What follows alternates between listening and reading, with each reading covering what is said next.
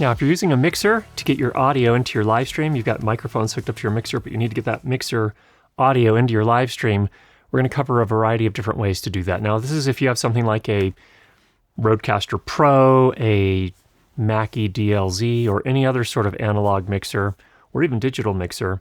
We'll talk about the three main ways you can get that audio in. Now, if your mixer has a USB output, that's probably the most obvious way. Of course, you take the USB from the mixer directly into your computer, and then you use an app like OBS or some other encoding app to actually bring the audio in with the camera feeds, put them together, and then send them off to whatever streaming platform you're using, whether that's YouTube, Twitch, whatever. Now, there are some considerations here. When you do it via USB, you do have to accommodate for the fact that the audio will almost always arrive at the computer before the video arrives, whatever capture card you're using there. So you may have to do some sync. We've got a video that we'll put up in the future that will talk about exactly how to do that sync. So if you're not already subscribed, make sure you get yourself subscribed. Second major way is sending audio from your mixer into your camera. Now, this can be a little bit different depending on the type of camera that you have. If your camera has balanced inputs and your mixer has balanced outputs, that's the easiest way to do it.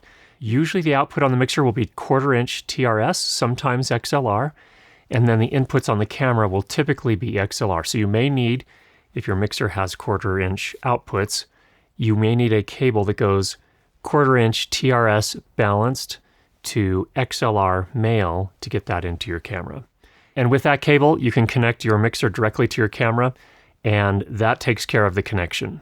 Now, if you have a mixer that only has balanced outputs and you have a camera, usually these are going to be consumer cameras, mirrorless, that has a 3.5mm unbalanced input, then you are going to have to convert that balanced signal from the mixer to an unbalanced input. Now, that can take a variety of different means.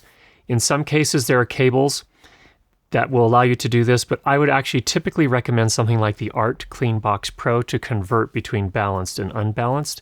And we have a video that we'll put up here that talks about how to make that conversion. Now, if your mixer has an unbalanced output, that'll usually be like a 3.5mm output. In some cases for older boards, it will also include 2 RCA outputs, usually called a tape output, which will be left and right. That's an unbalanced output as well. You can run that from your mixer into a camera with a 3.5mm unbalanced input. You'll just need the right cable in that case. No special conversion, just, for example, if you have a tape output on the mixer, that's going to be dual RCA to single 3.5mm TRS, and that'll go from the mixer to the camera, and that'll take care of the connection. Now, there are some things to keep in mind. If you're using unbalanced cables, keep those cables away from AC power adapters and power cables. Otherwise, you may pick up some buzz or hum, and you might pull your hair out trying to figure out where that's coming from. And that's the big difference between balanced and unbalanced connections, is that balanced is usually a little bit more immune to buzz and hum and RF interference and any other sort of interference, whereas unbalanced usually is at much higher risk of picking up those types of things. So if you do use an unbalanced cable, just make sure you keep it away from the AC power adapters, keep it away from power cables, and run as short a cable as you can. The longer it is, the more chance of picking up interference. Now, if you're running your live stream with a hardware switcher like an ATEM Mini, there are some ways to connect up too. So if you have a mixer that has a balanced output and you have a switcher that has a balanced input, usually that's going to be an XLR input, then you can just run a microphone cable between the two, or a 1/4", if that's what your mixer has, to XLR cable to get that audio into your hardware switcher. And that takes care of the connection there. On the other hand, if you're using a switcher that has an unbalanced input, like an ATEM Mini with a 3.5mm microphone input, you will need to convert the balanced output from your mixer via something like an CleanBox Pro into an unbalanced signal that the switcher can take. So that'll usually be a 1/4" output on your mixer to the CleanBox Pro, and then a 3.5mm stereo mini jack cable, TRS cable, from the CleanBox Pro into the switcher. Now, what I would recommend is keep that balanced cable to do the long run. If you have to run between the mixer and the switcher, the longest part should be the balance cable so that you avoid any issues with picking up hum or buzz. and then the shortest part should be that 3.5 millimeter unbalanced cable. So that again is just a great way to make sure that you don't run into issues picking up interference. Now, again, if your mixer has an unbalanced output, you can run directly into a switcher that has an unbalanced input, and you just need to get the right type of cable there as well. So if it's a 3.5 millimeter TRS output on your mixer and a 3.5 millimeter input on your ATEM Mini or other hardware switcher, you just need to get a 3.5 millimeter TRS stereo mini jack cable and run it between the two and keep that cable as far away from power adapters and power lines as you can.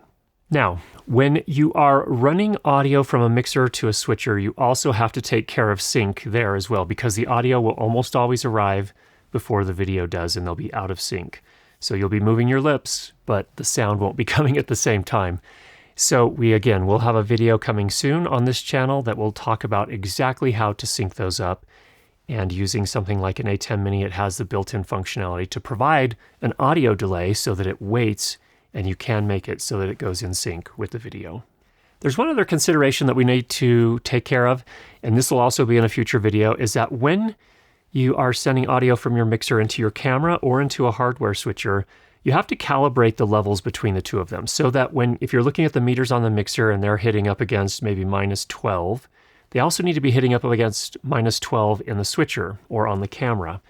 And so we'll walk through how to do that with the RODECaster Pro or the DLZ Creator in an upcoming episode. So hopefully that was helpful. If you have any questions, go ahead and leave those down below. If you've not already subscribed, make sure you do that, and we'll be sure to get you more great videos on how to improve your lighting and sound for video. Talk to you soon.